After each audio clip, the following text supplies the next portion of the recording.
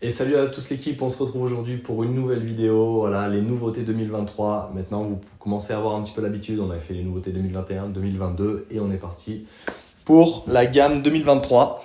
Pareil comme l'année dernière, donc j'ai trié par française, par allemande, italienne, et puis anglais, et puis américaine pour finir. Cette année, vous allez voir beaucoup d'électrique, hein, pas beaucoup de nouveautés, pas mal de restylage, donc voilà, je vais vous dire tout ça. J'ai fait des choix. Pareil, j'ai pas pu tout prendre. Il y avait énormément de voitures quand même. Donc j'ai pris celle qui me paraissait le plus essentiel. Ok, on est parti de suite. Allez, française, on commence avec l'Alpine A110 avec un petit restylage. Voilà, pas beaucoup de changements sur l'A110 classique. On n'a pas trop d'infos dessus. Alpine est resté assez discret. Peut-être un nouvel intérieur, revoir un petit peu le tableau de bord. Voilà, laquelle on ne devrait pas trop être revue. Des nouvelles jantes. Bon, pas grand chose pour l'instant, pas trop d'infos.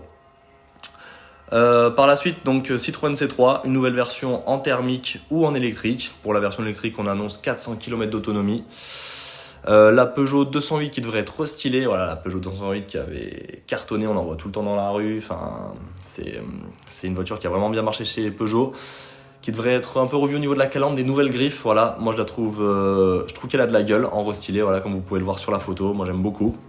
508 aussi derrière, la nouvelle 508 qui devrait être aussi restylée.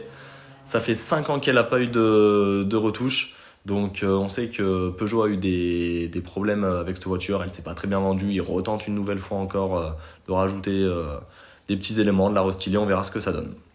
On passe avec Renault, la Clio aussi, qui est encore un restylage. A plus le C-Shape chez Renault. Voilà, on va partir sur une nouvelle calandre qui va s'inspirer du SUV Austral. Voilà, pour avoir une calandre un peu plus grande, pour l'élargir un petit peu. Voilà, c'est un choix de Renault, on verra aussi ce que ça donne en vrai, hâte de voir. Et puis le Renault Espace qui va venir affronter son principal concurrent, le 5008. Voilà, avec cette place qui est énorme, ce Renault Espace là sur la photo, je trouve.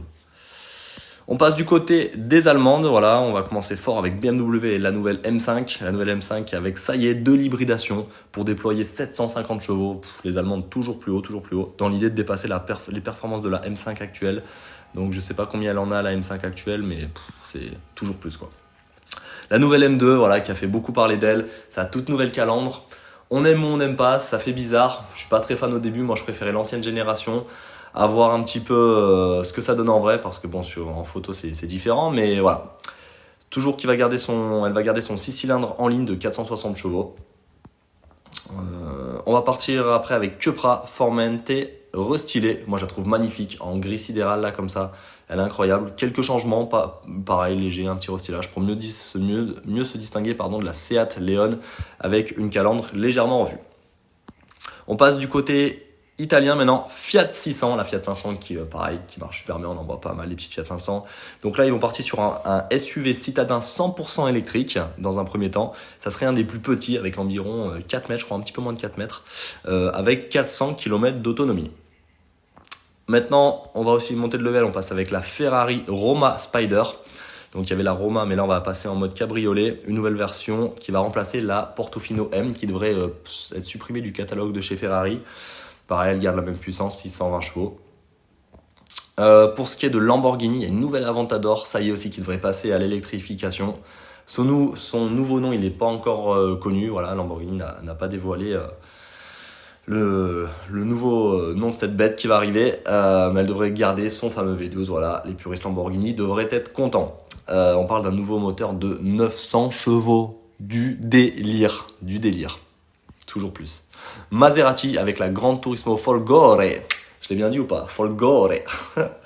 100% électrique aussi, qui est très très belle. Franchement, j'adore. Et puis aussi une nouvelle Maserati Grand Cabrio, un dérivé de la Gran Turismo, en 100% électrique aussi, avec 760 chevaux. Du côté de chez Porsche, pas grand chose. La 911 restylée, ça pareil, ça va être l'occasion de passer à l'hybridation pour la première fois. Voilà. On passe avec du côté des Anglais, Lotus aussi, avec la toute première berline de chez Lotus, voilà, qui va venir concurrencer Porsche Taycan, Audi e-tron GT et puis surtout la Tesla Model S. On verra ce que ça donne. Je la trouve très belle cette petite Lotus. Et puis Rolls-Royce, la Spectre, je la trouve magnifique. J'aime beaucoup le design, toujours massive et tout, qui devrait être 100% électrique aussi. La première électrique de chez Rolls-Royce. Et puis enfin, pour finir, on finit avec avec les américaines. Tesla, la Model 3 qui devrait aussi avoir un petit restylage, un nouveau bouclier peut-être prévu, une nouvelle signature lumineuse, voilà. Et peut-être à l'intérieur ils annonçaient une nouvelle planche de bord. Voilà. Donc voilà, comme vous avez vu cette année, on a pas beaucoup de nouveautés. Je trouve que c'est assez pauvre, hein, le marché de l'automobile, contrairement à l'année dernière. Voilà. Donc beaucoup d'électrique, de restylage, donc un peu triste, mais bon, c'est comme ça. On peut pas, il n'y a pas de l'innovation tout le temps. Et merci d'avoir regardé la vidéo. Salut!